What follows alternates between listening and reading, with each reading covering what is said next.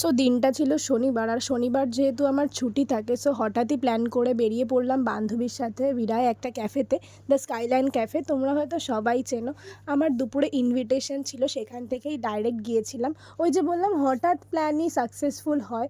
আর এত বিচ্ছিরি গরমে এত সুন্দর একটা ওয়েদার ছিল ওখানে, খুব সুন্দর হাওয়া দিচ্ছিল। আর আমরা এখানে অর্ডার করে নিয়েছিলাম একটা ভ্যানিলা ফ্লেভারের আইসক্রিম, যেটা খেতে দুর্দান্ত ছিল, আর এটার ডেকোরেটটা খুব সুন্দর ছিল। আমরা তিনজনে এটাই এনজয় করছিলাম, আর সাথে হাওয়া, আর ওখানে খুব সুন্দর সুন্দর গান চলছিল। আমার দুই বান্ধবী গেছিলো সাথে, এরা আমার ভীষণ ক্লোজ, তো ওদের সাথে বেরোলে তো মোমেন্টটা ভালো হবেই। যাই হোক, আমার আরও অনেক ভালো ভালো বন্ধু আছে।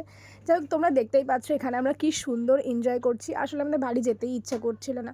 আর এখানে একটা আমরা অরেঞ্জ গ্লাস মজিটো অর্ডার করেছিলাম, আর এখানে চিকেন পকোড়া অর্ডার করেছিলাম। যাই হোক, এটা আমার চিকেন পকোড়া লাগেনি, চিকেন বল লাগছিলো। তারপর আস্তে আস্তে আমরা বাড়ি চলে গেলাম। Tata, love you.